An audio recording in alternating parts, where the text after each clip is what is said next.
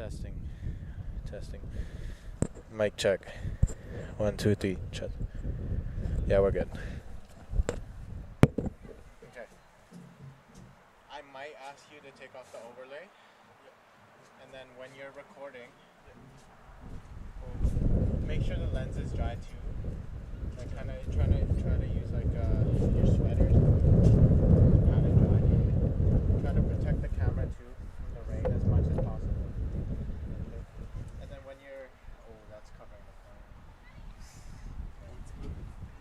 We just moved. It moved a little bit. It was coming. Boy, okay. Let's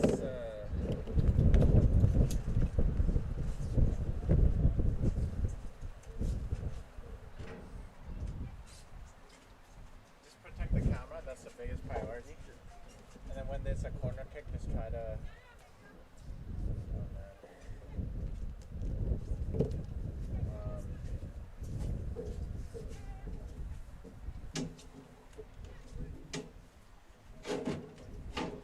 Is that better?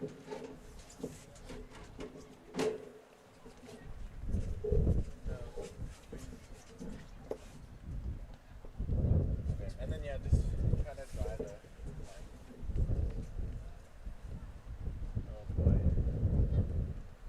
That'll be a rough one.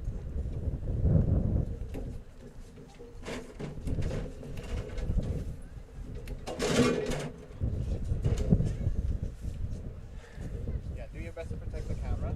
Try to make sure it doesn't get wet. I might ask you to take out the overlay, and if we do, I need you to like when you have the frame, yeah, show the scoreboard. Okay.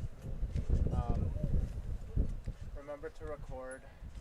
Start the recording when they're lined up. Stop it after the first half, and then resume it when they're back on the field. Okay. I think that's everything. If we didn't bring that second laptop, I'll tell you the.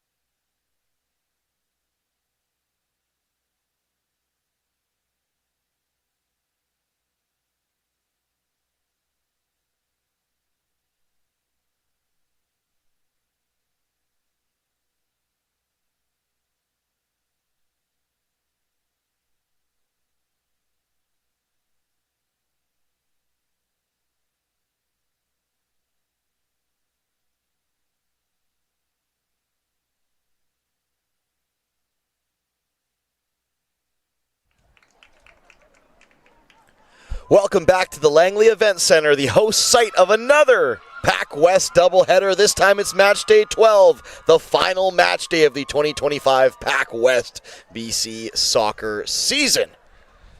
Capilano taking on the home club, Langara, today.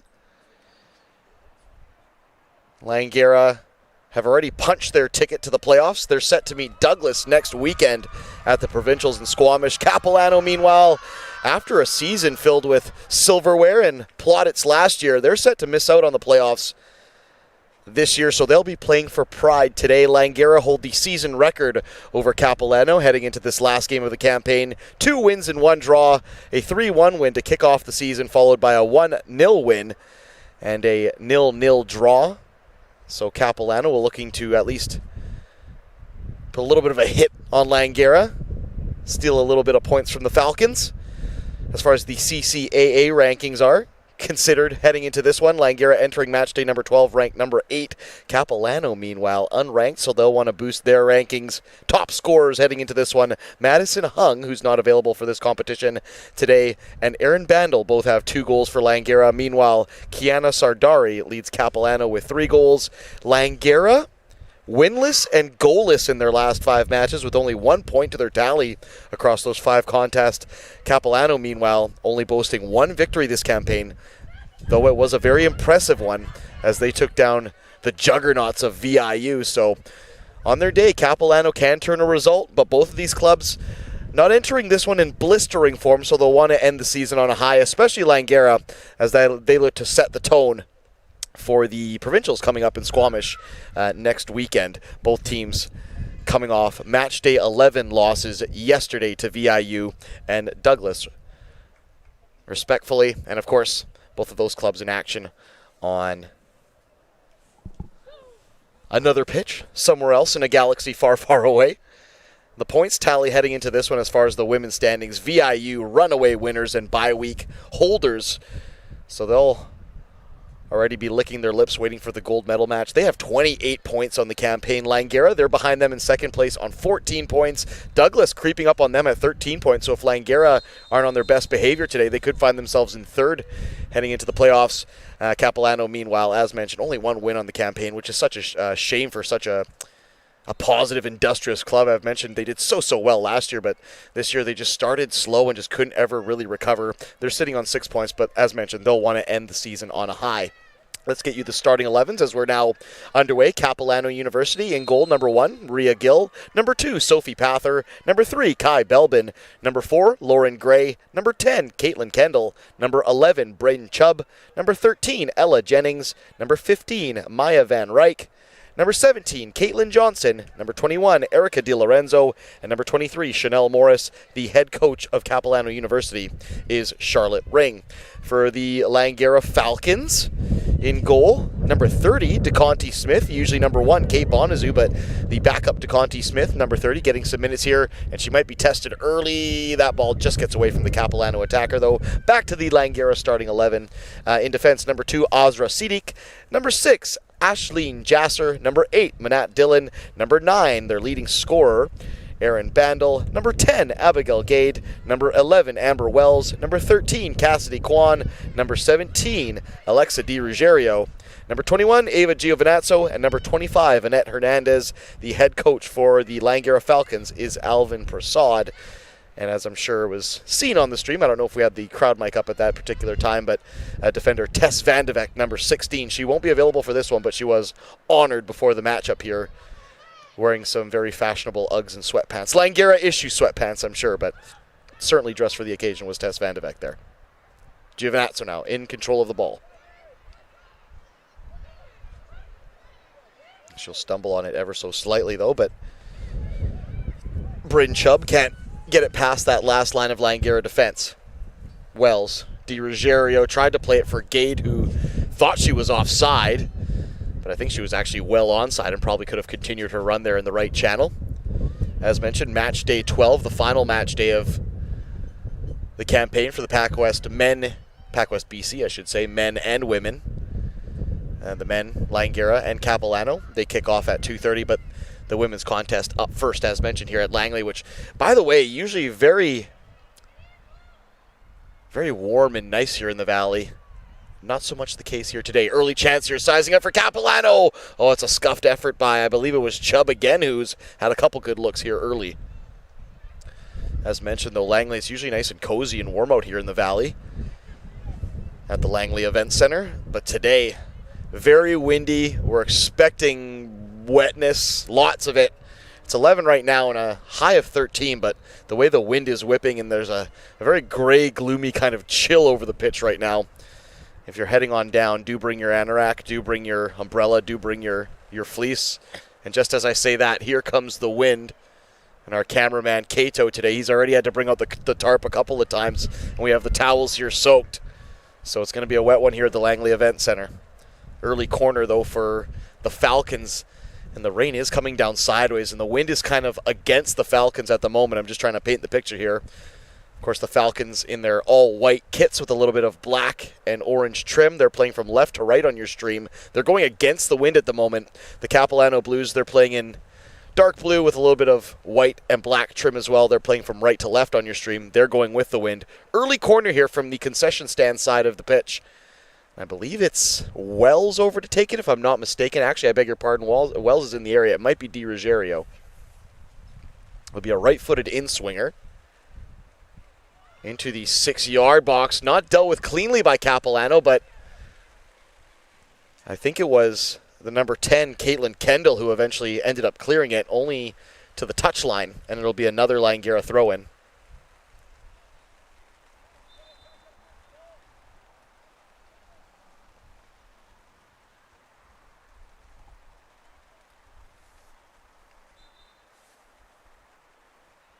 Manat Dillon with the throw, and Aaron Bandel, who scored a brace in the first match of the season against these Capilano Blues, but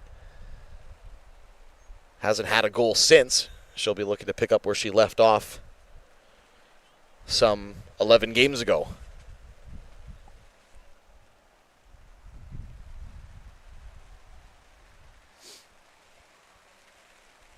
Bandel in control now. So good at shielding the ball and just dribbling her way out of pressure. This time she kind of dribbled herself into pressure. But it's scrappy play that still stays alive for Langara in the offensive end. Ooh, this is a good battle in the penalty box. It's Di Lorenzo who just had to shield Abigail Gade there. I thought Di Lorenzo might have worked herself into a bit of unnecessary trouble, but not the case. We're just about 6 minutes in. It's 0-0 between the bottom of the table Capilano Blues and the second spot Langara Falcons. Dillon keeps it in touch. Has to ride the tackle of Kai Belbin there. That's good 1-2-3 soccer there. Amber Wells comes away with it, spreads it for Hernandez. Good switch of play there. Finds Jasser. Can she put a cross into the area? She does. First time for Di Ruggiero. It was a heavy touch for Di Ruggiero, but well pinged around play there by the Falcons. Best passing spell of the entire match from both squads. Just as I say that, an excellent through ball, release ball there for Sophie Pather in the left channel. The number 2 cuts to her left foot around Cassidy Kwong. Can she get it across? It's a low, hard one dealt with by Giovinazzo. So end-to-end stuff there. Good play there by the Capilano Blues, who had to play a bit of rope-a-dope as the Falcons were finding some nice lanes with the passing, but it ended up being a direct forward ball that released Sophie Pather, who one of my favorite players to watch, especially on this Capilano Blues squad. Very pacey, not afraid to take on the player, and usually good for a goal or two per season. And right there she showed some of her qualities. It'll be a corner kick, the first of the match for the Capilano Blues, with Kai Belbin, who's got a very cultured right foot, over to take. She stands it up to the back post. It's met by... Gosh, I don't think I saw a number there. It was just a heap of heads and swinging ponytails at it near the back post. It was a little bit of a floated ball there from Kai Belbin, but it just hung in the air long enough for some of the taller girls on the Capilano Blues squad to try and get a noggin to it. It was actually Ella Jennings who rose the highest there, and unfortunately all she could do was just direct it out into touch. That's a sloppy clearance there from Cassidy Kwan. Thankfully for her, it's taken care of by Manat Dillon.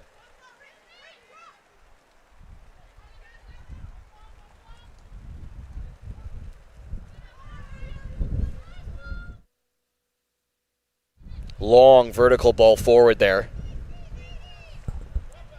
from Langara. Didn't find its intended target. It was easy defending there for Lauren Gray. Abigail Gade now, who's way back the pitch. She's usually more of a winger, but she's been dragged all the way back to almost a right wing back position now, and both squads in this opening 8 minutes or so, still 0-0, have really had some chance to try and establish some rhythm in the opposing end. Cassidy Kwan over with the big right boot, puts it out into touch. And we'll keep you posted on what's happening in the other matchup today. Douglas taking on VIU. Of course, as mentioned before the broadcast, VIU, runaway winners of the PACWEST BC Women's Division. I think they have a 14-point lead on second place Langara heading into this one, so it'll be an easy bye for them, and they won the championship last year. Will it be a repeat for the Mariners from Nanaimo? If you're looking on paper, it would certainly seem to be, but Douglas, with a win today and a Langara draw or loss, could actually creep into second after kind of having a bit of an indifferent start to the campaign. And Capilano, meanwhile, really struggled after that slow start following a very positive 2024 campaign, and they just never recovered. Their one victory of the campaign in the season in 2025 has come over the league-leading VIU Mariners, their only loss of the season. So on their day, Capilano can be stiff competition. Almost a chance there in the penalty box. I think it was Di Lorenzo who might have been closest to it. I beg your pardon. It was actually Chanel Morris who was closest to it. She just couldn't release a shot. She was just around the 6-yard box. Good play there by the Blues. 10 minutes in, we're still 0-0 here at the Langley Event Center.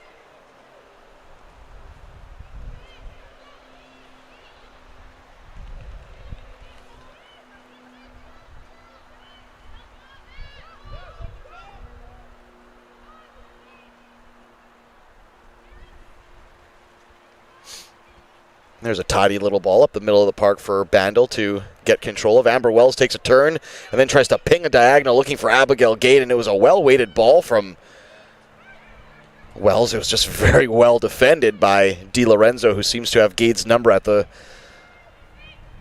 moment.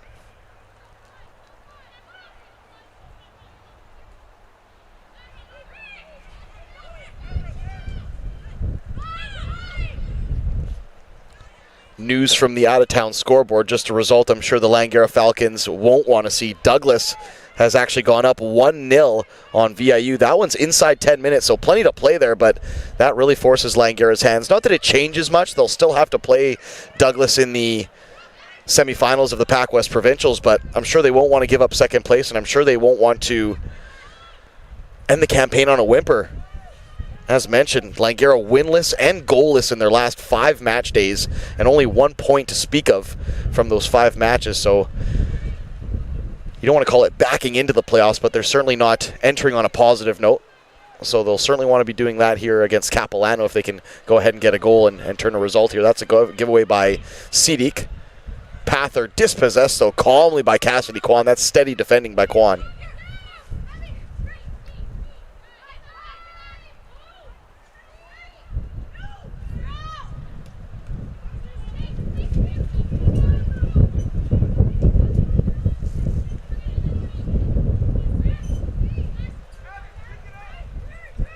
Alvin Prasad at pitch level, just asking his Falcons to pick up the pace ever so slightly. Just wants to see a bit more urgency from the Falcons. Wells, good take, good turn. Infield for Hernandez. And back for Giovinazzo. She spreads the width of the park to Bandel. Good roulette by Bandel. She has to ride a couple more tackles. It's a clean win, though. That was Caitlin Johnson, who was taking no prisoners from Bandel on that one. Good, robust defending in the middle of the park there by the number 17 of Capilano, who, had she gotten the return pass there, was probably cleared on a net. I think it was Chanel Morris who just had to open up the foot there and just guide it back into the path. I beg your pardon, it was actually Bryn Chubb who just needed to redirect that one back into the path of Johnson, and I think she just dances in on net after that one. At the moment, Capilano just looking a dash sharper than the Falcons, especially in and around the opposition penalty box. Lauren Gray, pacey ball into the middle of the park, and just a bit too pacey for her teammates. They do win the ball back, though, do Capilano. It's Caitlin Kendall. Ooh, good nutmeg there by Johnson, who Get some applause from the fans in the far section, who may or may not be wearing Capilano blue. Slightly biased, but let's call it what it was. That was a very nice nutmeg. Good job there by Caitlin Johnson, who's looking lively down that right channel early in this one. We're about 13 minutes in, still 0-0 between second spot Langara and fourth spot Capilano. Di Ruggiero carrying infield. Had a lot of short options. She had to play in Giovinazzo. Jasser.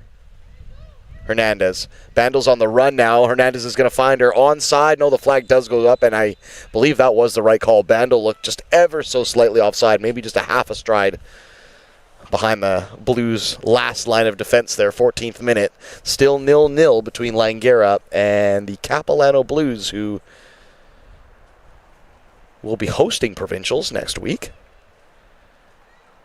Doesn't look like the ladies will be involved, but the Capilano men currently in that third spot, but if something were to go horribly wrong for Capilano men later on today, they would need to lose to Langara and have VIU beat Douglas. Of course, tiebreakers would come into effect, being level on points. I believe Capilano have the goal difference, but the tiebreakers are the head-to-head record, then most wins, then least losses. And I would just have to have a wee peek at the schedule and see how VIU and Capilano men sized up. Good opportunity here for the Langara ladies in the 15th minute. It's still 0-0. Annette Hernandez flies in there. If they can get some numbers in the box. Hernandez is going to go for a right-footed shot, I beg your pardon, and that one didn't really trouble the keeper. Rhea Gill. But we know Hernandez does have a bit of a rocket launcher for a foot. She can hit those top bins from distance, and she did try her effort there. It wasn't a clean release of the shot from Hernandez, but you don't falter the effort. And Langara haven't really had any gilt edge sniffs around net here. And as mentioned, I hate to keep beating a dead horse, but they're goalless in their last 5 matches, which is... it's one of those things where it's really tough to overcome once you kind of carve yourself out a nice little goal drought. It can kind of weigh on you a bit, especially for some of the more forward players of the Falcons. And they've had some different looks up front, especially since Madison Hung has been injured. Bandel has not played as an outright 9 or even as a 10 like she had earlier in the campaign. She's more on the wing. They're letting Di Ruggiero and Wells play more up front.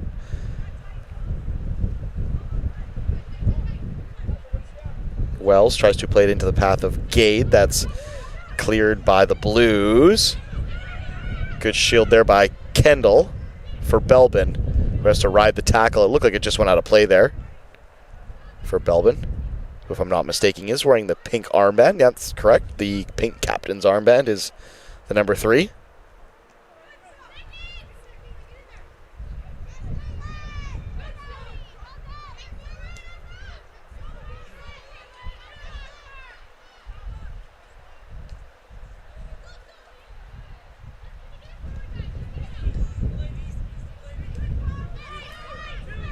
Sidik under pressure there, gives it away, but Annette Hernandez spares her blushes.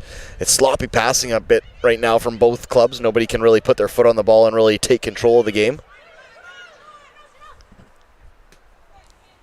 It's kind of been the story of this half where, like I said, Capilano probably have found themselves in more positive offensive positions. Both teams have struggled to piece together 2-3 really slick passes. The Langara Falcons did it probably in the opening 6 minutes or so outside the 18-yard box where they were bopping it around quite nicely, but it's been a tough slug since then. Positive from Hernandez there. Can she switch the play there? Bandel's hollering for it. She's going to get it overhead. She might have to chase it. It's actually knocked down. Well defended there by the Blues defender, Maya Van Ryk. But the midfielder slipped, and it gives the ball right back to Langara. Pinged, I say pinged along the deck, mind you, for Abigail Gade from Bandel. She's just trying to feather a bit of a optimistic diagonal through ball there for the number 10 in the right channel. Abigail Gade from Maple Ridge. And even with her pace, it would have been tough to reel that one in. Good ball for Wells. She's trying to open up for a shot now or a pass. She just doesn't have a lot of options. The Capilano defense are in a very low block, and it seems it's like a double block almost, where the 4 defenders and the 4 midfielders have sunk one in front of another right on the edge of the 18, and the Falcons don't really have a way through. Cassidy Kwan thought she had a way through there. She puts the right laces through it. That was a field goal off into the supporter section there, way high and way wide. Not a bad effort, though. Sometimes long distance can be the way through. And nobody really challenged her, Kwan. It was 30 yards out. It would have taken some kind of venom to really trouble Rhea Gill, you feel there. But Langara just coming to life here ever so slightly around the 18-yard box. Wells tries to lift one in. It was a clipped little diagonal, trying to loop it over the last line of defense for Gade. A good idea. But again, well defended by Capilano, who look like, at the very least, they want to go out on the season with a clean sheet, which, hey, there's nothing wrong with that. Sidik for Wells, who just tried to run around the outside of Kai Belbin. She took the scenic route, and by that time, Belbin had cleared the ball. Clever play there by Jasser to keep it alive. Thought she might go back to DeConti Smith, but was able to find the pass for Cassidy Kwan. Now for Gade in the penalty box. Gade cuts back to her left foot right. She gets a little bit flummoxed, though, and she's run out of options. Maybe the shot first time. She eventually does have a shot. She had such a pretty look at it that first time. Still alive, though. Hernandez now is going to have a right-footed blast. This one has some sting on it, but it's right into the waiting mitts of Rhea Gill. And Coach Alvin Prasad is just having a wee conversation there with Gade, who, as mentioned, it looked like Kwan had overhit that ball. I don't know if it held up with the wind. They are against the wind, so maybe the wind did hold up that ball ever so slightly, as it looked like Kwan had put way too much sting on it. And Gade was almost unmarked in that right channel. And she's going to have another look at it here. It flies between her legs. Wells now with a shot. That one goes over the bar. Oh, Langara having all sorts of looks now here. Gade, Bandel, Wells, Cassidy Kwan, and even Annette Hernandez from distance. Just going back to that Abigail Gade chance again. She was almost unmarked at the top of the 6-yard box, but I don't know if she was waiting for a late arriving pass or wanted to cut it back, but maybe that first time hit was the way to go. She tried to wind herself around a couple defenders afterwards. Eventually did get the shot away, but it did end up troubling the keeper at all, and it's one of those chances that perhaps might go begging for a Langara squad that are desperate for goals at the moment. First real chance of the match there falls the way of Gade.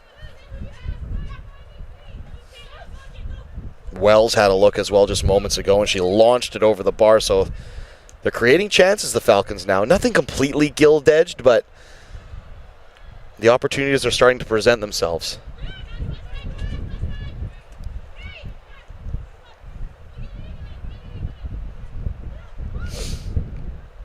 Good spread of play there from Morris. Finds Johnson. She has to try and chase it down a bit. It'll take her all the way to that far right touchline by section XYZ here at the Langley Event Center. That's a good ball into the area, right onto the penalty dot. And it bobbled around a bit, and Kendall, I believe it was Caitlin Kendall, who was the closest to it, saw it flash off her knee and roll off into touch. So just when it looks like Langara might be the first club to open the scoring, the Capilano Blues plant their flag at the other end. That was a really good chance, and an excellent ball from Caitlin Johnson. For my money, has been the best Capilano player today. She's lively down that right channel, and every cross she has gotten into the area has been one that's really hoodwinked the Langara defense. We're in the 22nd minute. It's still 0-0. Both squads probably have some half chances to hang their hat on, but nothing truly gilt-edged to speak of just yet. Just a quick look at the out-of-town scoreboard. Douglas and VIU, they're in action as well. Still 1-0 Douglas there.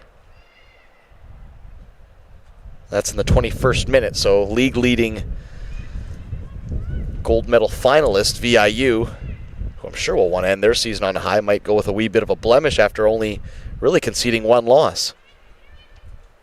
Bandel looking for options. Instead, she's just going to turn Van Ryk and go for a bit of a run. Ball in the deck for Gade, and it's a pretty one as well. Can she get to the outside of Di Lorenzo?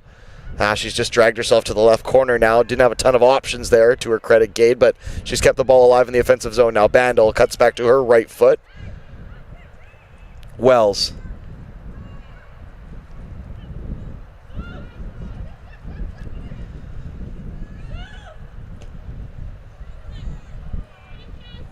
And the Falcons have been ever so good about finding passes and players in and around the 18-yard box, but it seems like when it comes to getting into the 18-yard box and kind of doing the dirty work, they kind of shy away there. Even Abigail Gate on the last play, she was in the box. She had played it back to Bandel, but didn't want to stay in the box. She kind of took a roundabout way outside the box to try and find her position back on her right channel, but maybe some players just need to be hanging around the penalty box and waiting for some loose balls and seeing if some second waves of pressure can be kept alive here. Di Lorenzo has a bit of a lash there. That one soars wide of DeConti Smith's net. No real trouble there from the keeper. And is that a teal or a seafoam or perhaps a coral green for the keeper in the sticks of the Falcons? Just back to my last point. I just think the Falcons need to commit some numbers to the penalty box. They need to stick around and see how long they can keep some of those plays alive. That's an excellent through ball for Sophie Pather. It's going to drag her a bit to the corner flag, but she'll keep it alive. She has to take on Sidik. Passes it back to Belbin. Sizes up a left-footed cross shot. Takes a deflection. It came off of Chanel Morris, which might have just taken a bit of the weight off of it. Both squads have been kept to the periphery. Nobody's really had the chance to unleash one from inside the 18-yard box. Bandel now for Wells.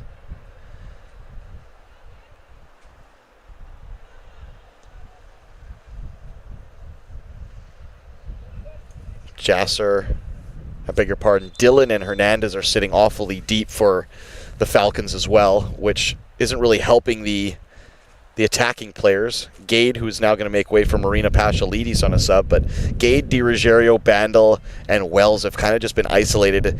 And as mentioned, Capilano have defended in almost a double block, so there's no way those four players are going to try and break down 8. And Hernandez has had some late arriving runs and some late arriving deep blasts, but they just need a little bit more help in and around the penalty box. And I think Marina Pashalides, who is a very pacey player, but she's a very never-say-die player, so I think maybe that will just slightly aid Langara in some of those scraps in and around the penalty box, so to speak. Pashalides now into the play.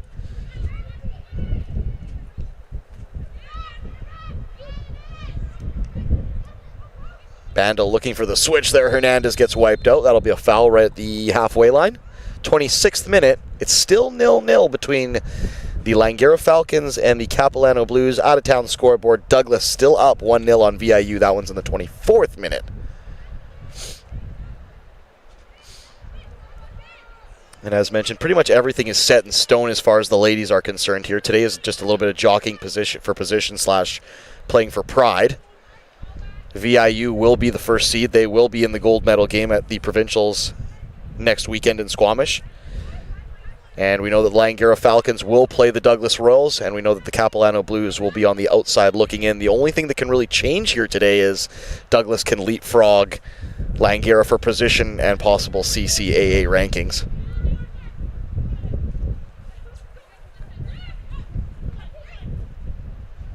But don't tell that to the Capilano Blues, because they look like they've come here for a fight today. They don't look like they're coming all the way to Langley to leave empty-handed, so it'll be a very interesting remaining 65 minutes or so as we tick over into the 27th.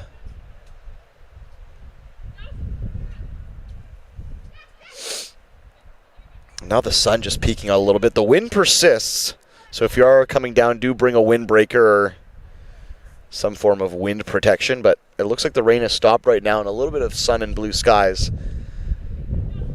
here at the Langley Event Center. As mentioned, it's 11 degrees right now, but a potential high of 13. Chanel Morris tried to cut it back to her left foot so she could lift and across, but just put it too far ahead of herself. It'll be a goal kick the way of the Langara ladies.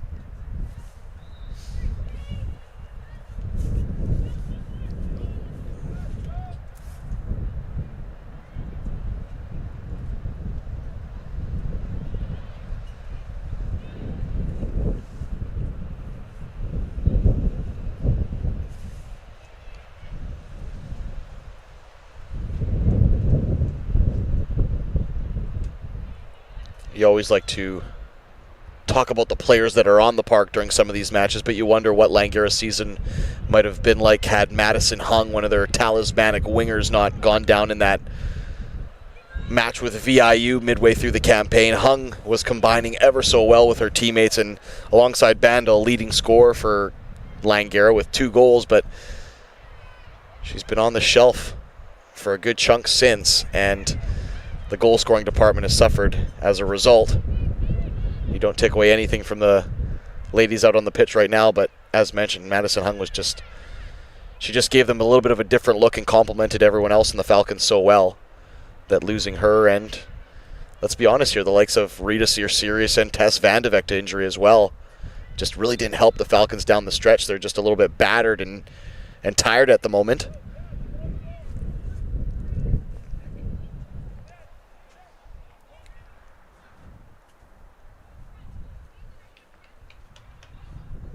Be a free kick in the left channel. It's got a bit of distance to clear here for Cassidy Kwan, but if anyone can wrap their foot around it and send it that kind of mileage, it is probably the number 13 who have trumpeted her praise in matches past. She's going to play it on the deck for Bandel, who needs to get away that cross quickly. She still kept the ball alive somehow. I think a slip on the turf there, unfortunately. It was a good idea, but unfortunately Bandel's touch just got away from her there. Cassidy Kwan, going back to my point, I think she's played in every position except for maybe water boy for the Langara Falcons. She's played as a center back, she's played as a forward, she's played as an 8 box to box midfielder. She's done just about everything she's been asked to do for the Falcons, so definitely one of those season MVPs for Langara. This is a real chance here for Capilano. It's 3-on-2. And Kwan has to get this just right. She does get it just right. That's excellent body position. She let Caitlin Johnson make the move, then just put up the big forearm and use the body to separate the attacker from the ball. And DeConti Smith, who made the right play and just sucked into her goal line, had no problem just coming off her line about 5 yards to collect that ball. So Cassidy Kwan, steady as you like. That is some great stalwart defending from the number 13. 0-0 here at the Langley Event Center between Langara and Capilano. Of course, the Langley Event Center, home of the WHL Giants. That's that big stadium you see driving down 200th in Langley, right next door to the Vancouver Bandits basketball club, and of course the CPL club, Vancouver FC, which ply their trade right here at Willoughby Park. And so much going on just around this center as well. It's a real hub for sport. Back to that in just a second. Sophie Pathers onto the ball. Left-footed cross. It's a stinger to the top of the box, dealt with by Giovinazzo. Sidik had to lash it clear only as far as Belbin. She has her right-footed shot charged down by Paschalidis. Still alive, though, Caitlin Johnson now. Can she get it into the box? She does. She's dribbled her way in. Good block again by Giovinazzo, and it'll be a corner kick. So Capilano wrapping on the chamber door from all angles there, but Langara bending but not breaking. Great attacking from Capilano, but even better defense there from Langara. Yeah, a real hub here at the Langley Event Center is what I was saying. They have like a dozen soccer fields, field hockey, basketball courts. They've got a beach volleyball court. I'm pretty sure they have a skate park, a water park, basketball courts, if I didn't mention that, a football field. They've got it all. It's a right-footed outswinger from Belbin. It's headed clear by Giovinazzo. Well taken care of there. Di Ruggiero, though, dwells on the ball. She's lucky to have it in her possession. She won't ask the question twice and clears it. And Marina Paschalidis, almost the benefactor of that one as she ran into that clearance. It's eventually taken care of, though, by Di Lorenzo. Out to the touchline, it'll be a throw in the way of Langara. 32nd minute, still 0-0.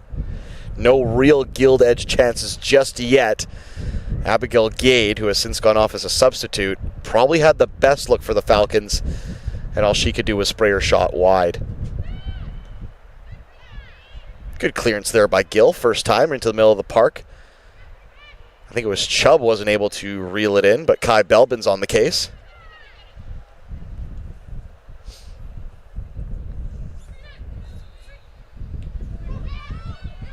Paschalidis wins the ball back there from Lauren Gray, the North Vancouver native.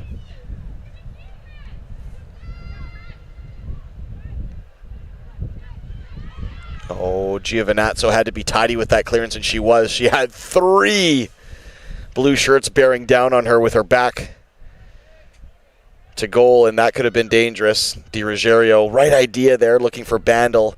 Bandel had some area to cover, and Di Ruggiero just left the ball a little bit short. And both squads at the moment, they want to play very fast. Both sets of midfielders are wanting to spray balls diagonally to the wingers to chase, and maybe the way to go might just be to settle it down and establish some rhythm. Both squads have kind of struggled with that today, while the through balls and the clearances have been at a premium.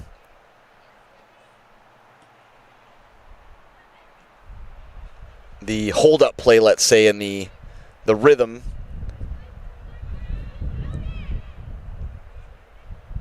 could improve for both squads, as I'm sure both sets of coaches will want to see their club just playing with the ball a little bit more at their feet. The Langara Falcons are doing it right now at the moment. It's amongst their back 4, though. They need to get it more up the park. Giovinazzo. Good ball forward for Di Ruggiero.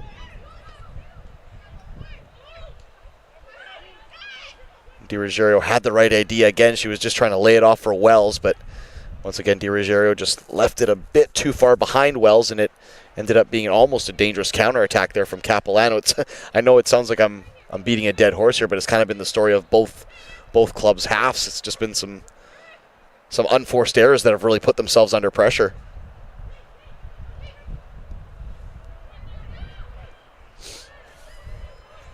There have been good passing at moments, and there's also been some good individual moves.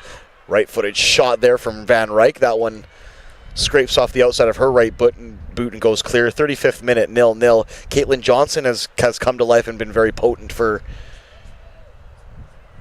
Capilano. Abigail Gade was looking a right danger in this right channel for Langara as well, but neither squad is able to just piece it together as a team and really get the ball in the back of the net.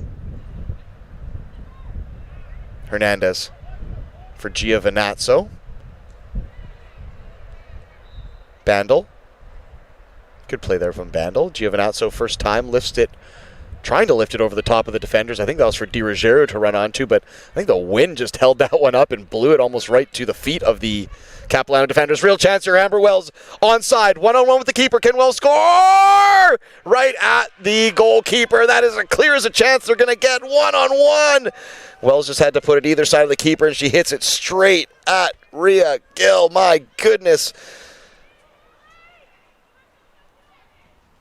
And it's just been the tail of the tape for the Falcons in this late portion of the 2025 season. They have struggled mightily to score goals, even from opportunities like that. Which is, like I said, about as clear an opportunities you're going to get. 1-on-1 with the keeper, almost from not midfield, but at least three-quarter field. And no real pressure as well.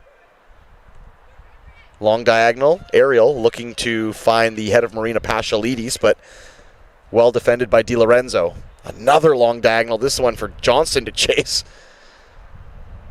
And I know Johnston's she's a speed demon, but I don't think even she's getting to that one. 37th minute, 0-0, and we've officially had our first real chance of the match. My goodness. And it's Amber Wells who's usually spot on from that kind of range. Good save from Rhea Gill as well, who made herself big.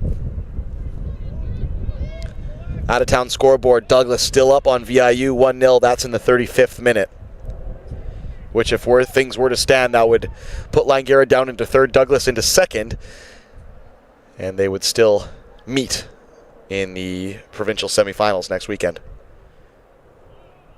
Aaron Bandel just looked to kind of feather a no-look through ball there for, I think it was Di Ruggiero or perhaps even Wells again, but Wells had just drifted offside and was not able to retrieve it. The flag would have been up had she been able to anyways. A little bit of sunshine here now in Langley. I think I saw our cameraman Cato say a wee prayer to the gods there, and then the suns came out, so we'll thank him for that one. Di Ruggiero, good play to the right touchline for Pashalidis. She tried to loop in across. That one headed clear, but not clear of the second wave of the press, with Di Ruggiero keeping it alive. Hernandez now Good ride of the tackle there from Hernandez, who had, I think it was Chubb, ready to make her presence known, and Hernandez just dipped the shoulder and got low, rode that tackle, keeps it alive for Langara. Through ball looking for Giovinazzo. I beg your pardon, was from Giovinazzo, looking for Di Ruggiero. Wells now, right-footed, playing 1-2s with Di Ruggiero. They're just trying to find a lane of space. It's a clever ball from Di Ruggiero. And Pashalides, had she been more anticipatory, if that's a word, might have been able to latch onto the end of that one. It was hit with some kind of mustard, though, from Di Ruggiero. And you could just see her and Wells just trying to pick the lock there. Capilano they've been stingy in defense today. Outside of that one charge on net from Wells, they have not given away a ton. They don't look like a club who is occupying the bottom spot of the table, that's for sure. They're certainly looking their value here. 39th minute, still 0-0 between the Capilano Blues and the host club here in Langley, the Langara Falcons. Ooh, good move there from Bandel. She gives the shimmy and the shake to Van Ryk. They've actually got some numbers here if they can suss out the pass. Di Ruggiero now just slows down ever so slightly. The midfield for Langara not up to join the attacking players. Wells almost snatches in and gets the ball there from Di Lorenzo again. Now Sidik has gotten herself further up the park. Perhaps she heard me bellowing that the midfielders needed to support the attacking player of the Falcons, so the young number 2, Azra Sidik, gets up the park and keeps it alive.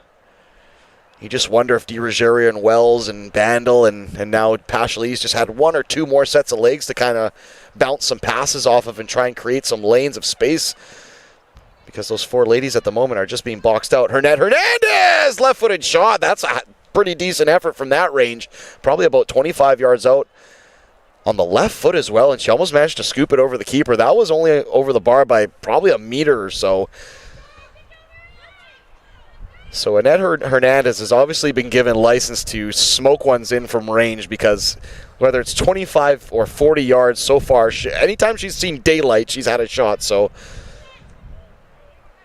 I'm sure the Capilano Blues are okay to concede long-range shots all game long, because better than conceding short-range shots, let's be honest here. But a player of Annette Hernandez's quality, Whitecaps Academy player, if they give her a few more, though, she might just find the back of the net. 41st minute, 0-0 between Langara and Capilano.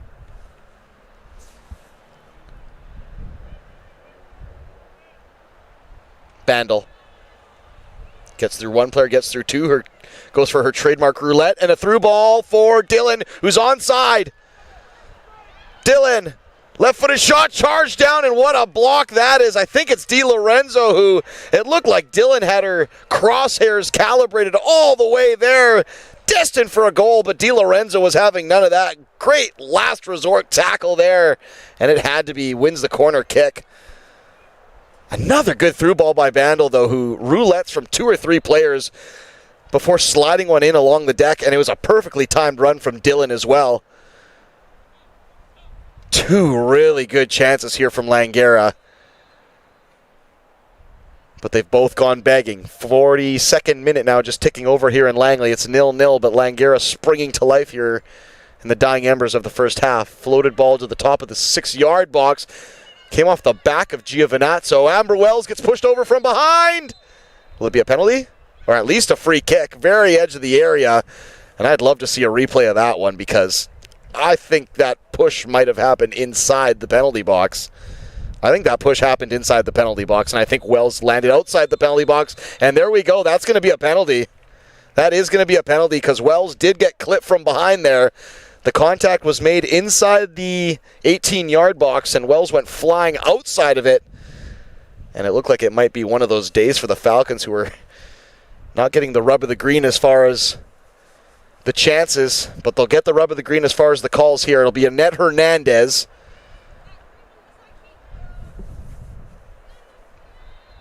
Sizing up this one. The Falcons desperate for a goal here. Hernandez right-footed, and it's stopped! She goes the other way! What a save there by Gill! My goodness, the Falcons are snake-bitten! They could just not put the ball in the back of the net at the moment, and Hernandez, who from that range you would pick 9 times out of 10, and she hit it well as well.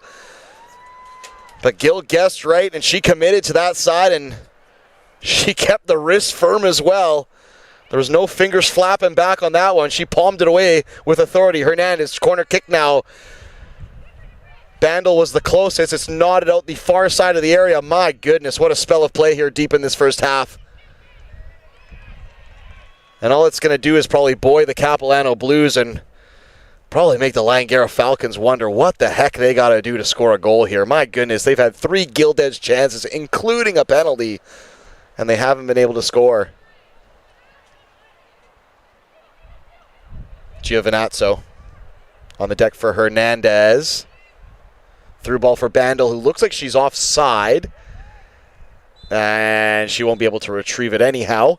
44th minute, 0-0 between the Falcons and the Blues. But if you're just joining us, after a fairly routine, ordinary, whatever you want to call it, opening half hour, things have really opened up here at Langley. The Langara Falcons with 3 beautiful chances. Amber Wells, Manat Dillon, and Annette Hernandez all having clear sights on goal. 2 stopped, and 1 a fantastic block by the number 21 in defense, Erica Di Lorenzo from Surrey, BC. My goodness. And if this were to end 0-0, tip of the cap to the Capilano Blues, because they have bend but not break here.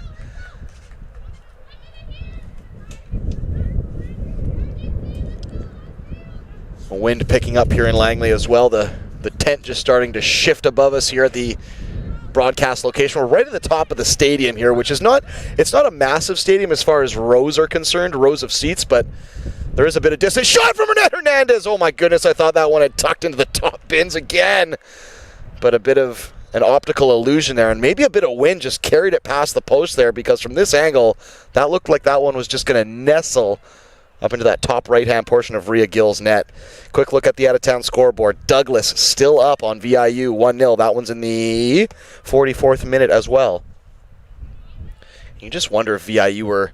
I haven't had a chance to look at the lineups in that one per se, but maybe VIU just resting some of their starters there as they have one eye on the playoffs in that gold medal game. Obviously, they do get the bye, so an extra day's worth of rest, but you just wonder if maybe not all the usual guns are out there for VIU, so we'll keep an eye on that one. But we're going to keep a very keen eye on this one as well, which has really sprung to life, as mentioned, after a fairly, not pedestrian, but a fairly routine opening 30 minutes or so from both clubs where they failed to really establish a rhythm or create any real gilt-edged chances.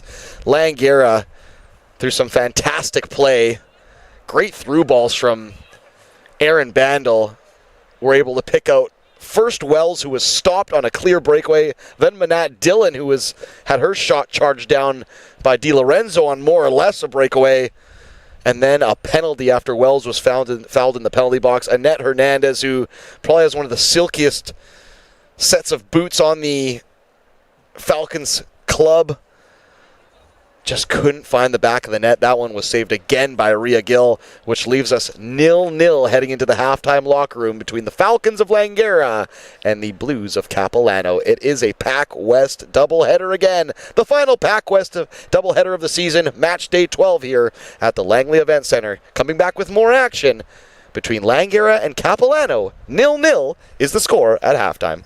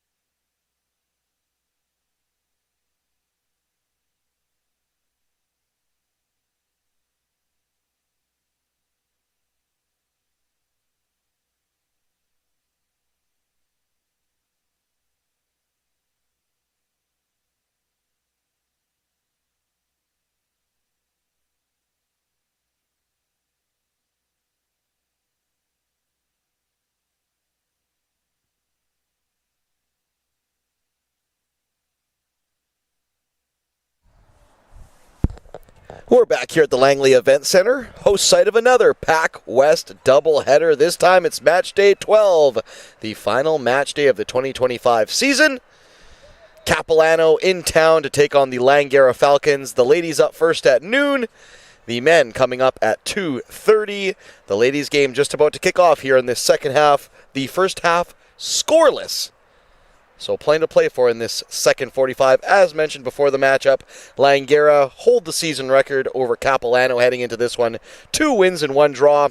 The opening weekend series, they won 3-1 and 1-0, and their last matchup was a 0-0 draw. Of course, the playoff picture already set as far as the PACWEST BC Provincials. Next weekend, Langara will meet Douglas in the semifinals. Capilano will miss the playoffs after a very positive season last year, but a tough start for them this year, and they struggled to recover, which will see them on the outside looking in. CCAA rankings, Langara entering today's match, ranked number 8, Capilano unranked, and also mentioned before this one, which has kind of been hanging over the first 45 minutes, and I'll get you the details as to why that's a thing here shortly, but this is a wee chance here for Marina Pashalidis so she can get the ball back into the area. She can, but nobody was there. Langara winless and goalless in their last 5 matches, with only 1 point to their tally. Capilano only have 1 victory on the season, meanwhile. But that opening half, scoreless. Langara, at the end of the half, probably in the last 15 minutes or so, had 3 beautiful chances. A breakaway for Amber Wells that was stopped. A breakaway for Manat Dillon that was blocked. And then a penalty kick for Annette Hernandez, which once again, I don't think I'm spoiling any parties when I said the early picks for player of the match so far in the net for Capilano, Rhea Gill. She stopped Annette Hernandez's penalties, which keeps us 0-0, so Langara's goal woes continue, and Capilano, meanwhile, just looking to end the season on a positive and a high, and I would say this would go a long way to doing it, keeping a clean sheet against what so far has been a fairly potent Langara attack. Doesn't look like we had any substitutions at the half, perhaps a couple for Capilano, mind you, as Alessia Bellotti has come into the contest now. I'll keep my eyes peeled to see if any other new recruits have come onto the park for Charlotte Ring's Capilano Blues. And of course, the Capilano Blues are playing from left to right on your stream in this second half. Marina Pashalidis, that looked onside to me. I don't think that flag should have come up. That looked really onside to me. And I think the Capilano Blues got spared there ever so slightly as Pashalidis looked like she was going to have a clear walk on net. Sorry, beg your pardon. Back to the team colors. The Capilano Blues wearing their dark blue kits with a little bit of white, silver, and black piping and trim. They're playing from left to right on your stream. Their goalkeeper, Rhea Gill, in the bright yellow kit off to the left. The Langara Falcons in their all-white kits with orange lettering and black piping and trim. They're playing from right to left on your stream in the second half. Their keeper, DeConte Smith, she's in head-to-toe. See, I feel like I should throw up like a poll on the internet for this one. Is it teal? Is it coral? Is it seafoam? It's some type of turquoise, green, blue mixture. And that's what DeConte Smith is in. She's in the right net here of Langara. Bandel looks like she might be offside if she gets to this ball, but she won't. It was Di Lorenzo on the left portion of defense that'll get there. Long raking ball by Pashalidis was looking to play in Bandel, who herself is playing a little bit more central now, and I had mentioned that in the first half where Bandel had scored 2 goals against Capilano in the first match of the season. She was playing in a more central number 9 role, whereas in games past she's almost operated as a false 9 or a 10, or in this instance today she was almost playing as a winger, but her range of passing and her able to shield and hold up and play in other talent on her team, I just think Bandel's more useful central, and we'll see if maybe Alvin Prasad maybe overheard me saying something on the broadcast and he's taken my advice.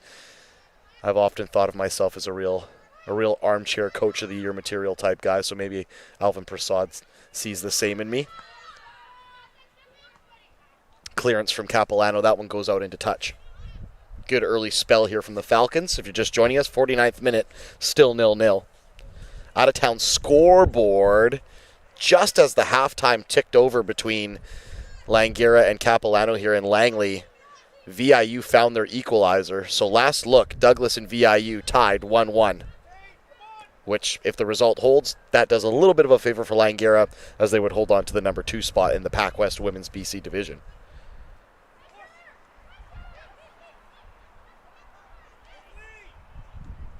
Yeah, underway now between Douglas and VIU in that second half. They are tied 1-1. That one now in the 49th minute. We just ticked over into the 50th minute here between Langara and Capilano, still scoreless. Ooh, and that's risky business there by Rhea Gillis. She's almost been caught in possession, her and her defender. That's the number 13, Ella Jennings. They got a little bit too cute there inside their 6-yard box, but thankfully Rhea Gill put just enough zip on that clearance to get it out of danger. And that would have been a way to concede a goal after having done ever so well to keep the ball out of the net in the first half. Last thing you want to do is have an unforced error come back and bite you in the bottom. Ball played off into touch. I think that actually bonked somebody in the head. There was a lady in the bubble coat there, right on the halfway line. Perhaps she was trying to tune in the broadcast and she just took the ball right square on top of the head there. It was Amber Wells, I believe. Clearance goes out into touch. Azra Siddiq will be able to pick it out. Wind has picked up here in Langley. As mentioned, it was raining sideways at us to start the game, but the wet stuff has stopped, but the wind has persisted. It's blowing towards the net of Capilano. So at the moment, Capilano playing out of the back will have the wind against them. Langara will have the wind with them. So any long aerial balls might just carry a little extra for the Langara women should they attempt them. And there was a little bit of sun peeking out in that first half, but no such luck in this second half. 11 degrees, possible high of 13, but that'll be coming later on in the day. I'm just happy it's not raining. Last time we were here, it was a real Jumanji-like monsoon. It was not pleasant. Ooh, and that ball took a little bit of an awkward hop on Cassidy Kwan. It's gotten behind her. And I believe it's Caitlin Johnston, I beg your pardon, trying to get to the inside of her. Still riding the tackle. Johnson spreads it the width of the park. Good switch for Bellotti over to Van Ryk now with a shot. Looked like she might just try and wrap her foot around it to play in across Van Ryk, the Surrey, BC native, but it took a deflection, actually, and it'll be a corner kick, and I think even Van Ryk knows that wasn't a corner kick. It looked like it came clear off her foot and just looped out past the top portion of DeConti Smith's net. I don't think that took a deflection, so, and you can kind of see by Van Ryk's reaction that I don't think it definitely took a deflection.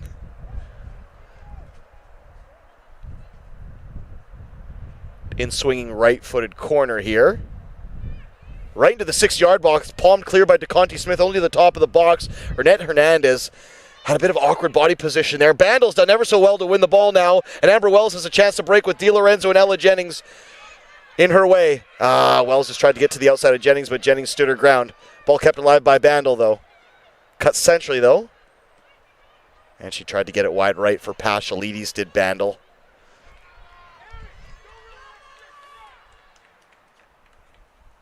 Really good play by Erin Bandel, though. As I was mentioning, Ernette Hernandez had a bit of awkward body position, and she didn't quite get the clearance that she wanted, but it ended up working out for the Falcons as Bandel ended up beating,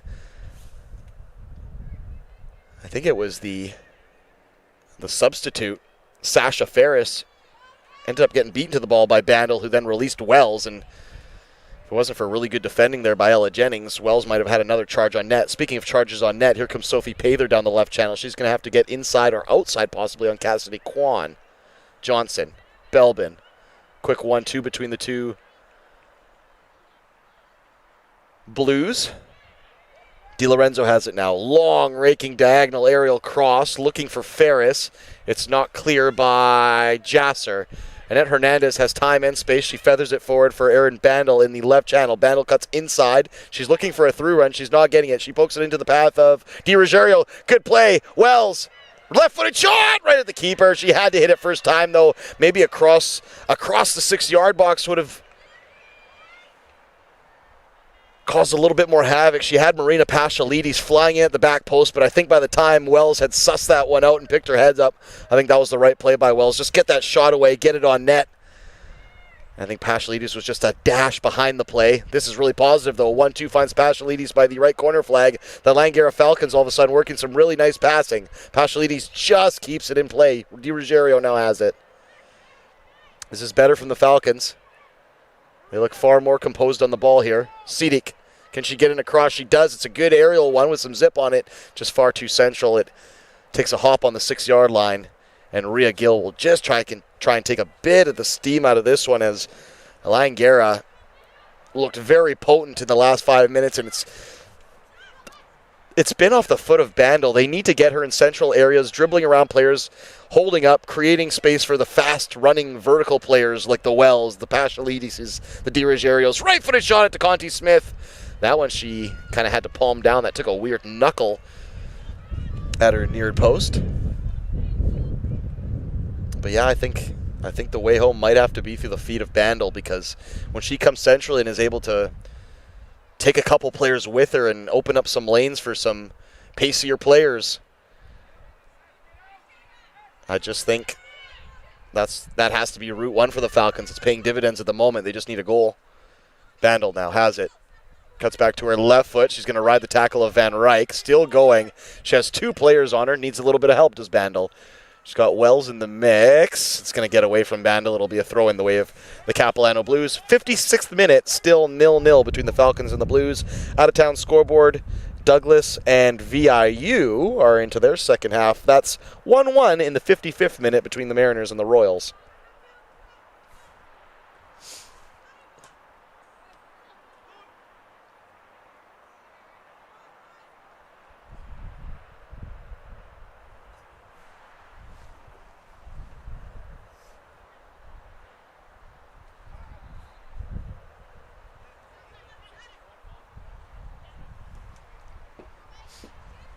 Annette Hernandez retrieves a loose ball in the middle of the park. This has been all Falcons in this second half. And you feel Capilano might have to try and find some relief here, some answer, because I can't imagine they want to play rope-a-dope for the next 40 minutes or so. Wells gets through one, gets through two. Pashalides just tried to get to the inside of Jennings. No such luck. Bandel, right-footed shot. She was always kind of leaning away from it. It didn't have a lot of steam behind it. But it's been positive play in and around the 18-yard box from Wells and Bandel specifically here. Pashalides looks like she can fly into life and flash into life, I should say. And DiRuggiero has been in the mix as well. So they're getting their half chances here. They're creating their space. But it just needs the final touches for the Falcons.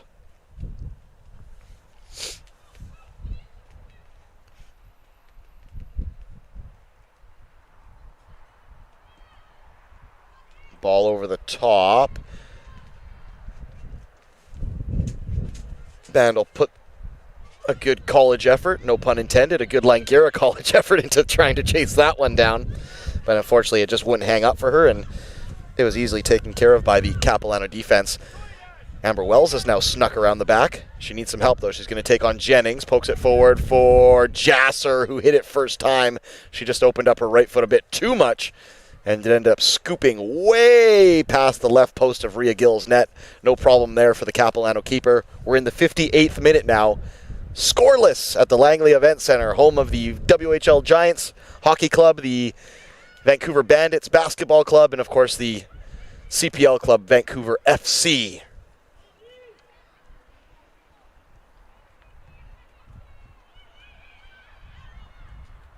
Wells gets inside the defender, tried a left-footed shot, but it was deflected, and it was a healthy deflection as well by Bellotti. It took all the weight off that shot. No problem again for Rhea Gill, whose mitts are getting a little bit more sunshine now in the second half. 59th minute, still scoreless between Langara and Capilano here.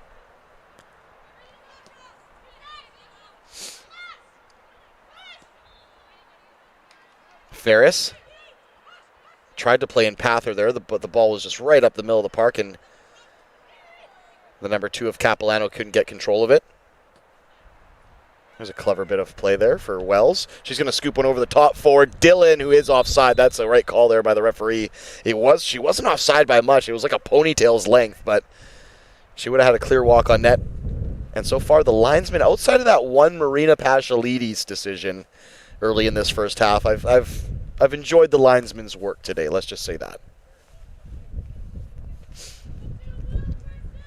I'm not completely made of stone, everybody. Yes, I'm willing to give a bit of shtick to the referees, but I'll also give them some kudos and some cuddles when they do a good job as well. Here comes Ferris, right channel. That cross had some purpose on it. Unfortunately, it came off the backside of Giovinazzo. Bandel does well to roll Van Rijk, and this could be an opportunity if she can play in well. She does, onside Wells. She's kept on by the number 4, Lauren. Wells cuts back to her left foot. Could she get it across? That one's charged down. Good defending there by Lauren Gray, I beg your pardon. She forced Wells into the left channel to the goal line. Wells didn't have a lot of options in the penalty box, though, it has to be said.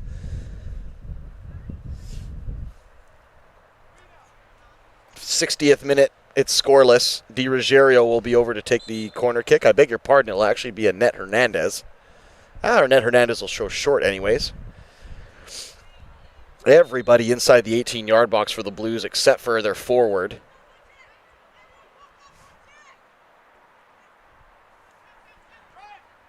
This will be a free cross for Di Ruggiero. It's a shot to the back post. There's a shot come cross. It was actually hit with some kind of whip on it too.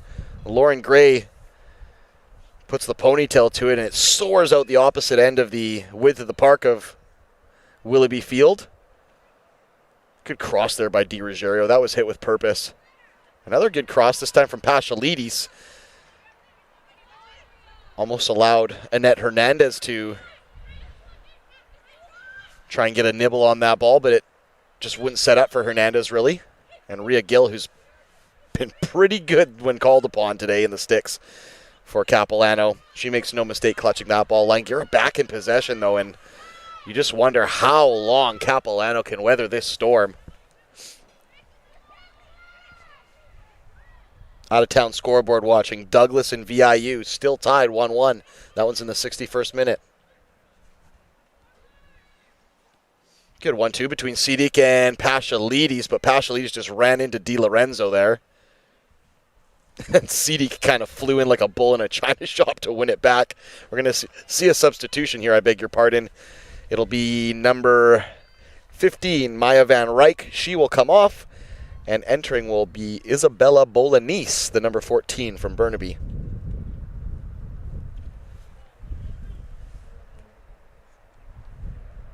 And you know what? I think that's a good switch and a good acknowledge of what was going on there by the coach, Charlotte Ring.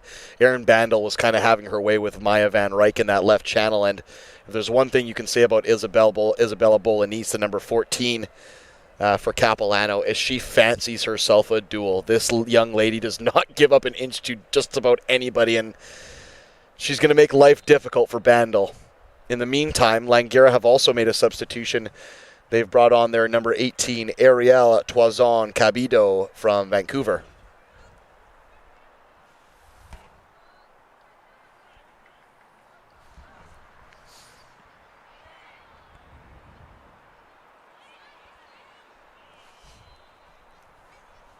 As mentioned, this is a PACWEST Match Day 12, the final match day of the season.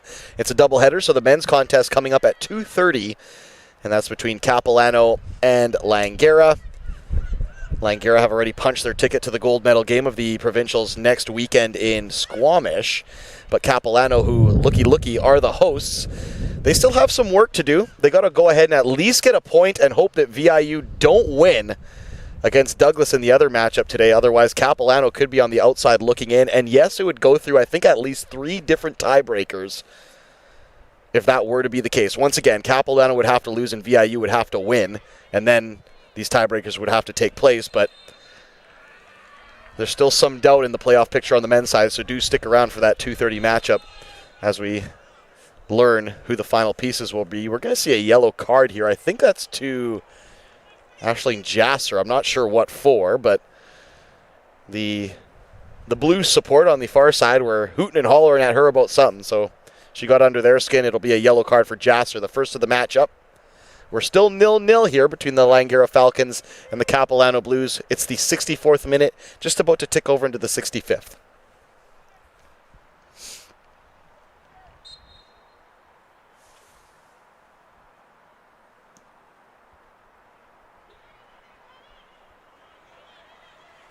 That's going to be a corner kick as Toison Cabido put a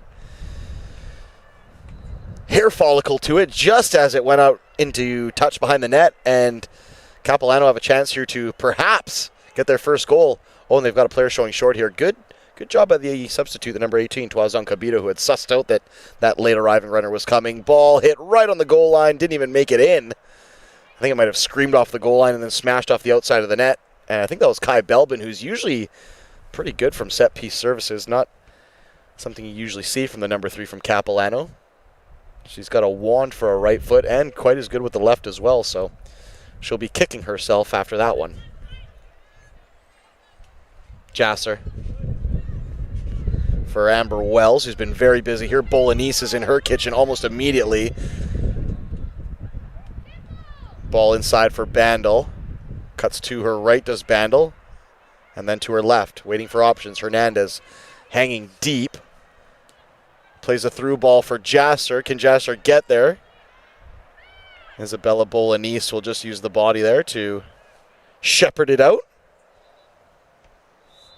66th minute. It's 0-0 between the Falcons and the Blues. Falcons looking for their first win and goal in 5 matches. And yes, they're in the playoffs no matter what happens here, but I can't imagine they want to go into the playoffs 6 games winless and goalless.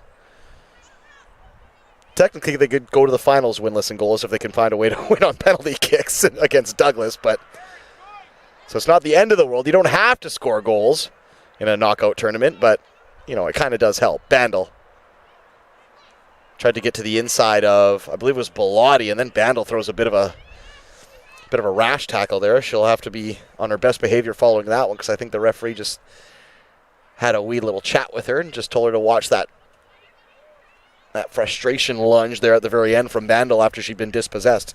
Cassidy Kwan up the middle of the park for Amber Wells.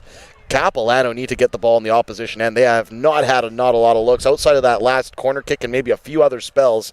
It's been tough sledding for the front 4 of Capilano. Kaylin Johnson, Kai Belbin, Sophie Pather, and the substitute Sasha Ferris.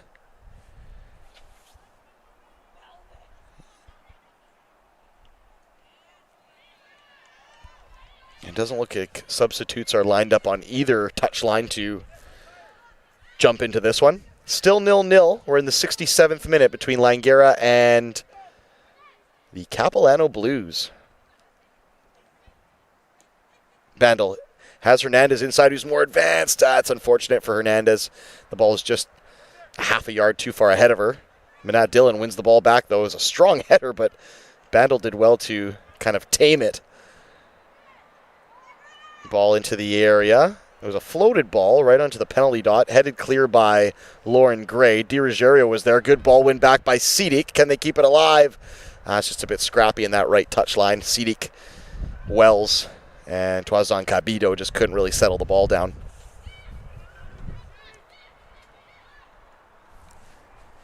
Oof, and now Sidik has slipped, and that could be dangerous. I think the number 12 here is offside. No, it's on. And she has options at the back post. She squares it up. Oh, it's a good save by DeConti Smith, who just kept herself central enough. That's a real chance for Capilano. And I think it was Bellotti who was looking after that one on the left foot. It was the right play. I would have made the exact same play. I would have tried to square that up as well, but I think it just needed to be done a bit earlier. Hernandez now trying to get it to Bandel. Good bit of pace there from Bolognese. And offside. And I don't think that was offside by any stretch of the imagination. But anyways, the flag goes up. Bandel's offside. But just back to that last chance from Capilano. I think Bellotti did ever so well to get in that position. Felt she might have just been a slight bit offside, but the flag stayed down. And I thought if she was going to square it up, she needed to do that almost immediately. Instead, she flirted with the idea of taking the shot, then thought about the pass, then the shot. And then by the time she eventually tried to square up that pass, DeConti Smith had sussed it out, and they had just run out of real estate, did the Blues. But real good chance there. And Langara, they have to be on their best behavior now. We have 22 minutes to go. We're in the 69th minute.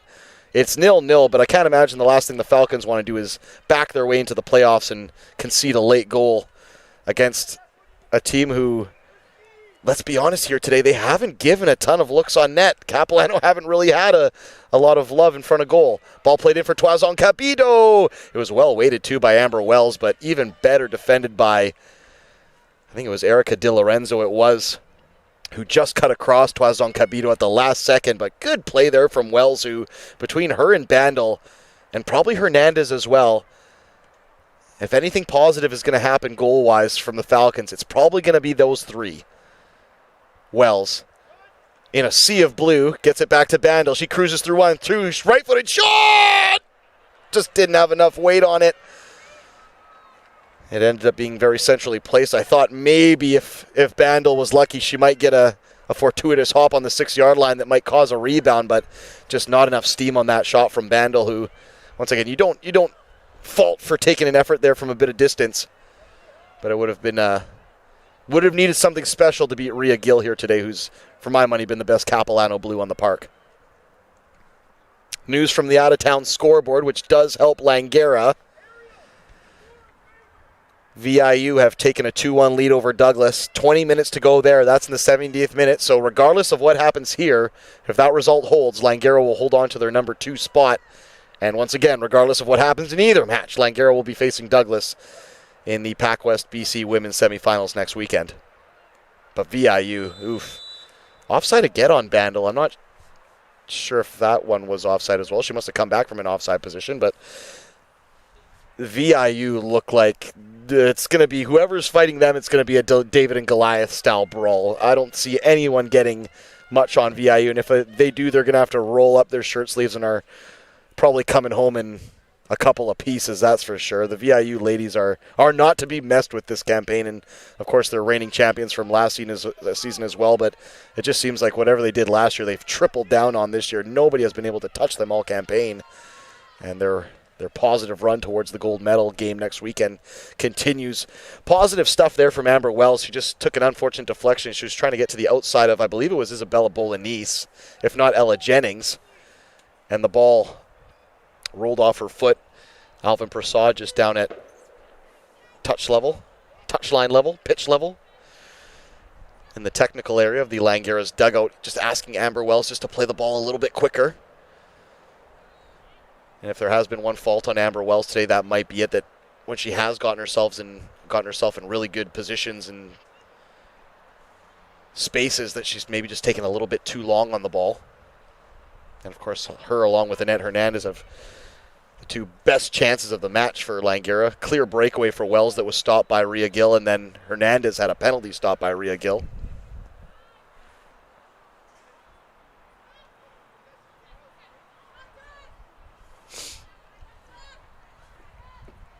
Rhea Gill with a good old-fashioned FIFA 94 drop kick. You miss seeing those. Goalies don't do those enough, where you just toss the ball up in the air and give it a good hoof up the park.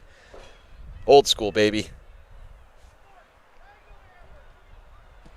Toison Capito went to launch a long aerial diagonal ball, but it was charged down by Di Lorenzo, who's now stranded up the park. Toison Capito to Di Ruggiero.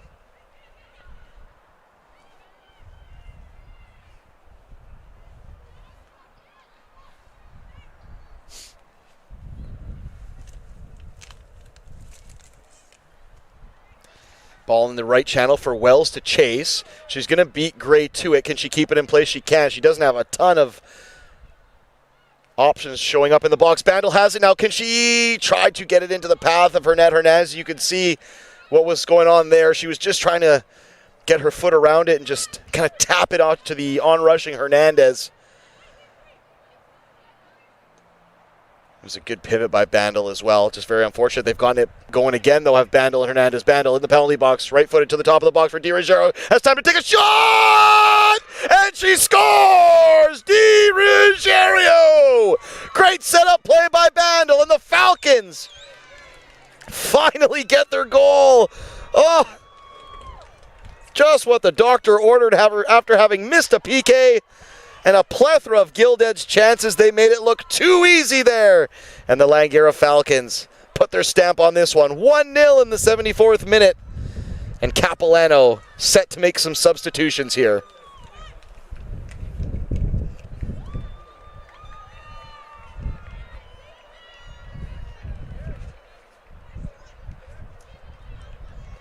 I think it'll be the substitute from the beginning of the second half, Bellotti, coming off. I beg your pardon, Bellotti's going to go right back on. The player coming on will be Leah Harold from North Vancouver. We're just waiting to see who's going to come off for her. It looks like it might be... Is it Johnson on the far side?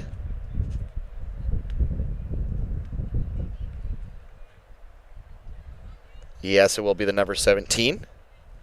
Caitlin Johnson, who, of the outfield players here today, I'd probably have to tip the cap to her as being the most positive, the most industrious. She's never quit running today as Caitlin Johnson. It's been a bit of a tough slug for her in the second half as Langara really took a stranglehold in this game as far as rhythm and possession. Nonetheless, number 22, Leah Harold, with the blonde hair and the blue headband, is now into this one. Real chance here for Toison Cabito. She snuck behind Di Lorenzo. Doesn't have a ton of late arriving runs or supplemental help there. All she can do is lash it at the keeper. If you're just joining us, 76th minute. It's 1-0 for Langara Falcons. Better late than never. They hadn't scored a goal in over 5 matches.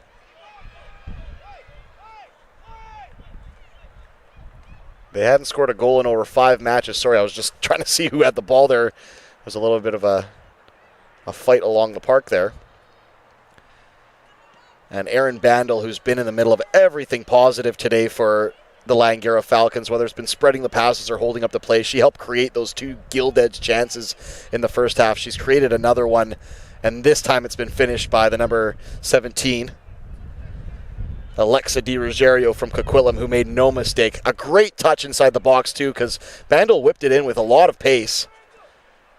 Di Ruggiero almost had another walk-on on net there. Bandel whipped it in with pace. Di Ruggiero still had work to do. She had to take a clean touch with a sea of blue shirts around her and then find the finish, and she made no mistake. Great touch and buries the finish. Just what you want to see from the Falcons, who, like I said, it was looking like, that was a foul for my money. That was a slew foot. It was looking like they might just never get their goal. It was looking like it was just going to be one of those seasons. Amber Wells was wiped out behind the play there just moments ago. The referee says play on, and it might be a chance here for the substitute, Leah Harold. Harold now right-footed shot. Finds its way to Sophie Pather, cleared eventually by Ashleen Jassar. 77th minute, 1-0 Langara. We'll have a quick look at the out-of-town scoreboard. And we'll see if Douglas has managed to claw their way back into their encounter with VIU. Still 2-1, that one in the 77th minute between VIU and Douglas. As mentioned, though, a little bit of musical chairs in the middle of the table is all that can really happen. We know VIU will finish first and get the bye to the gold medal game. We know Capilano will finish 4th and miss out on the playoffs. And we know that Langara will play Douglas in the playoffs. The only thing that can really change is the positioning between 2nd and 3rd between Douglas and Langara at the moment. But if both results were to hold, nothing would really change outside of points totals. Di Ruggiero now. Bit of a pacey first-time ball into the feet of Manat Dillon, who's done ever so well to just keep it alive and then hook it forward for Amber Wells. Good play. Wells is onside there. She needs help. Great nutmeg there by Wells. She's gotten inside Di Lorenzo. A late arriving run of Bandel. Wells left-footed shot off the backside of Di Lorenzo. Bandel was in acres of space there. And if nothing else, just to keep the play alive, perhaps Wells should have efforted that pass to Bandel, but Wells, who's had a few looks today, is probably just desperate to get on the score sheet. She's been positive today, though, Wells. Her and Bandel have easily been the best players on the park. Annette Hernandez has been very good as well. But if I had to tip my cap to one or two Falcons, it's Bandel. Bandel 1 and then probably Wells 2. It's been good defending, though, by the Langara Falcons. So I always feel bad because the defenders never get their plaudits. And as a good old-fashioned Italian soccer fan, it's defense that wins you championships. And for my money, Cassidy Kwan, Giovinazzo, Sidik, and Jassar have done the job here today. They've only conceded maybe 1 or 2 real chances. And Cassidy Kwan just looks so steady in center back, and she's might be outdone for pace here, I beg your pardon. Pather now, shot! Ooh, it's a good shot too, you know. It looked like it was going near post, and it kind of had DeConte Smith scrambling to the near post, but it bent and swerved towards the outside post. DeConti Smith, though, equal to the task, kicks out the leg, and Langara aren't out of the woods just yet. They certainly aren't out of the woods just yet. Substitution upcoming, number 28, Mary Murray from Surrey.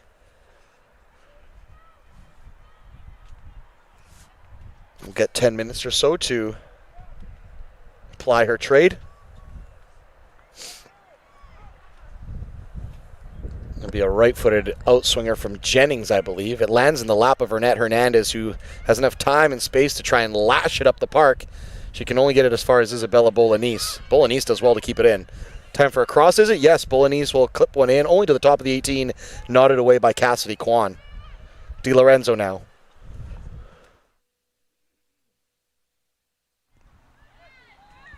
Wells. Good patience there by Wells before eventually releasing Bandel. Can she beat the keeper to it?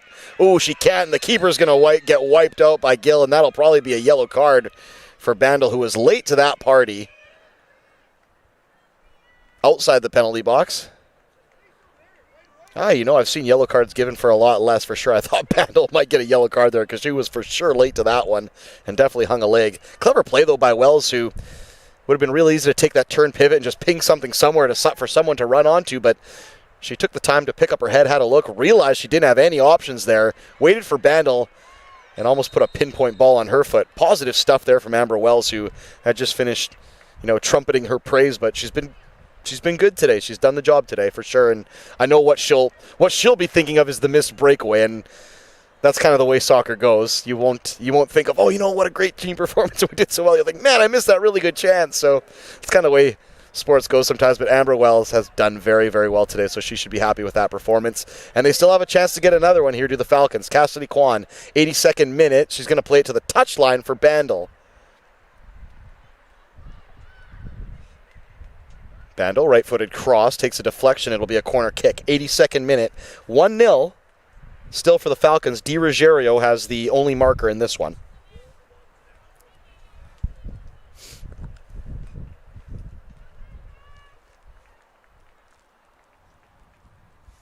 Quick look at the out-of-town scoreboard. VIU still up on Douglas. That one in the 81st minute. 2-1. VIU continuing their almost perfect charge towards the gold medal game. Only one blemish on the campaign, and that was against Capilano, lo and behold. Annette Hernandez, left-footed outswinger with a lot of float on it. It's knotted down by Cassidy Kwan. Mary Murray was there. And that would have been quite the substitution if Mary Murray were to just pop in and score on her first touch from a corner kick. It'll be another opportunity from the set piece service variety, I should say. It'll be on the far right corner.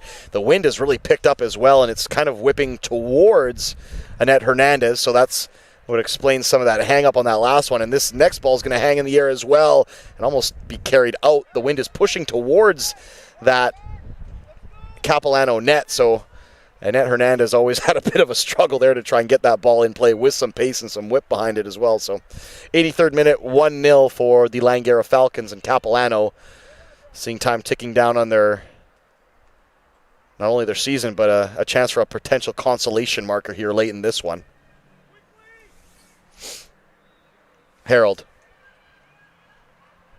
almost got to the inside of, I believe that was Toison Cabido.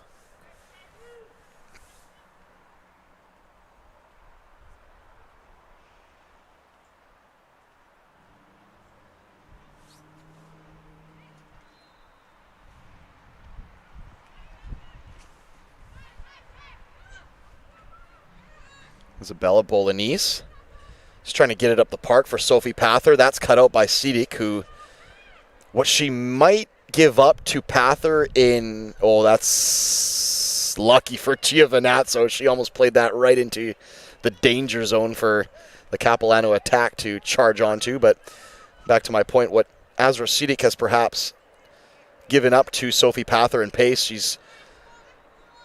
she's made up for with just good old-fashioned defending and positioning. She hasn't been caught out a lot today, Sidik. She's not a Rita Sears where she's going to get forward and whip in crosses, but she's a tidy little stay-at-home defender that doesn't get beat a lot and is still very good technically along the ground and can get forward every so often and put in a cross. So it's been good play today by Sidik.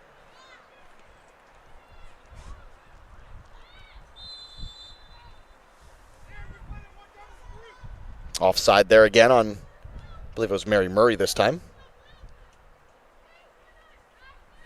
We're in the 85th minute. It's 1-0 Langara. And a little bit of mist, a little bit of rain, a little bit of sleet has just picked up here in Langley. So ball deflected off Ashley and Jasser. Sophie Pather's going to try and get there ahead of Giovinazzo. I didn't see a lot in that. That was just a good old-fashioned battle and duel. Maybe Giovinazzo got caught slightly off balance, but I didn't think there was anything malicious there from Sophie Pather. The referee sees it otherwise and blows it down. 5 minutes left to go here. The Falcons still have a 1-0 slim, albeit, lead here at the Langley Event Center. PACWEST doubleheader action. Match day 12, the final match day of the season. And, of course, the men are up next at 2:30 with Langara taking on Capilano. Capilano fighting for their playoff lives. They need a draw and a little bit of help on the out-of-town scoreboard. Langara, meanwhile, they've got their spot booked in the gold medal game. They're just waiting to see who will join them. Mary Murray onside. Mary Murray right-footed shot! Oh, just over the bar. She did ever so well to try and get her foot over the top of that one. It wasn't really bobbling and settling down. It was still skipping, and she had a couple Blues shirts around her, but did very well just to uncork a shot. Unfortunately, it just screwed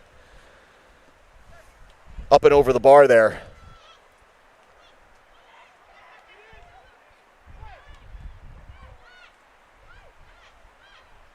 Di Ruggiero, good ball win there for Jasser. Annette Hernandez back to Di Ruggiero.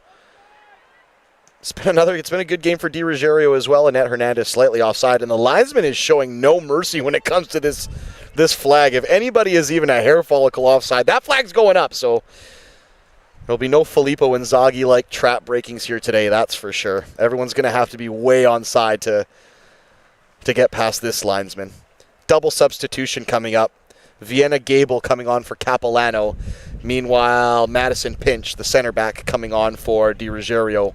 And the final minutes here, about 4 minutes plus change here. 87th minute, 1-0 Langara.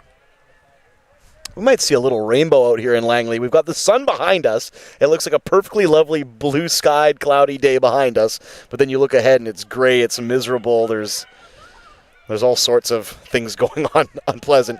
Erin Bandel now in the penalty box. Gets around Bolognese, does she? Bolognese. That's, I think, how you have to defend Bandel is you just have to be... Oh, and she looks like she's in some discomfort, Bandel, and maybe just fell down awkwardly on her wrist. I was just going back to Bolognese's style of defending. You almost have to be a bit... You almost have to play the body with Bandel a bit, 'cause if you get caught playing the ball there, she'll just roulette you and use her pivot and her space to get the ball either side of you. Thankfully, Bandel's up and sat down now. It looks like she's okay. She does wear a wrap on her left wrist, does Bandel. It looks like she's okay there.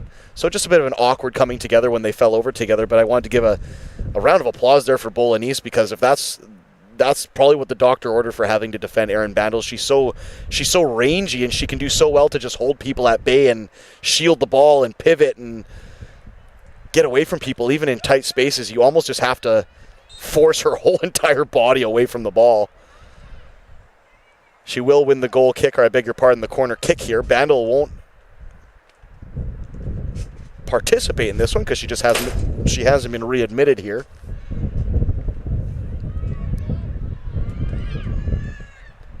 Now Bandel back into play. Nothing comes of that corner kick, but the Falcons have still kept it alive in the dying embers. Annette Hernandez thought about smashing it across. Now a shot, perhaps she will. That one wasn't troubling Rhea Gill. In 89th minute, still 1-0 Falcons. Sunshine peeking out now with the rain holding up. It's all happening in the skies, on the pitch, everywhere. It's been a mixed bag here today at Langley, weather-wise anyways. It's been rain, then sun, then rain, then sun, then wind, and then some sleet. But I think the worst is behind us here. Sidik. Clever idea. Pacey 10-yarder along the touchline. Unfortunately, it just drifted out into touch. And Toison Cabito wasn't able to get on the end of it. Alvin Prasad, who's desperate to hold on to this result. Like I said, 5 matches without a win or a goal and only 1 draw in those 5 matches. I'm sure Prasad's licking his lips just to get 3 points and a positive result heading into the playoffs next weekend. Douglas and VIU, meanwhile, they're in the 89th minute. It looks like it's pouring buckets at their stadium right now. VIU still leading 2-1. And if that result holds, that's a near perfect, almost perfect season for VIU, who have only dropped 1 loss. I think they got a couple draws in there as well. Yeah, they got 1 draw, I beg your pardon, so almost a perfect season. Outside of 1 draw and 1 loss, VIU are going to be very, very steep competition for whoever has the unfortunate task of taking them down in the gold medal game in Squamish on October 26th. And I'm pleased to say that I'll have the call of that next Sunday on the PACWEST YouTube channel. Ooh, that's a real half chance there for Lauren Gray, as none of the Falcons defenders really wanted to deal with that one, and Gray kind of half-heartedly hit at that one, and it almost looped over to Conti Smith and into the top bins of her right portion of her net. Cassidy Kwan will take the goal kick. It's to the chest of Madison Pinch, who knocks it down with Bellotti draped all over her. Mary Murray, great through ball for Toison Capito. Can she get there? She doesn't have a lot of options near to her. She's got Bandel at the back post. She's actually got Jasser, I beg your pardon, Manat Dillon as well. Dillon's going to take it down, cuts it back to her left foot. Dillon with a shot, takes a deflection. That'll be a corner kick to the near left portion, or I should say this left corner kick in this near portion of the field. Good play by Dillon. Once again, the ball would just not really sit up for her, and she did well to shield it, settle it, take it, turn it to her left foot. And I don't know if the shot was going to have enough real venom on it to trouble Rhea Gill, but it took a deflection, and now the Langara Falcons are taking their sweet time to get to this one, as we're now into stoppage time. 90 minutes have passed. It's 1-0 Falcons, and we're in the dying embers of this match day 12 final women's contest of the year, as far as regular season is concerned anyways. And now Annette Hernandez and Aaron Bandel have just crossed their wires, and Bandel is forced to bust a gut to get all the way back, and this could cost the Langara Falcons. Sophie Pather plays it through to Conte Smith, and that will be a last-minute equalizer for Capilano Blues.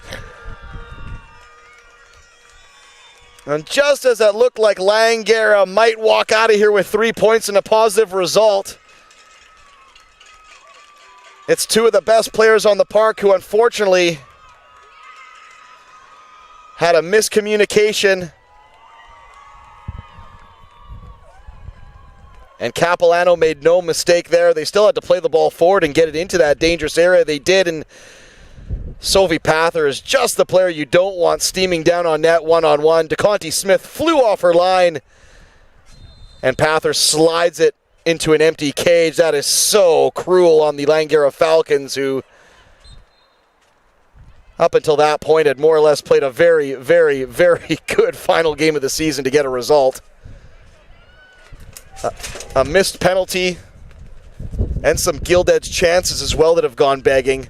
And Capilano might get greedy here and go for a second. Our tent is about to fly off the top of this thing over here.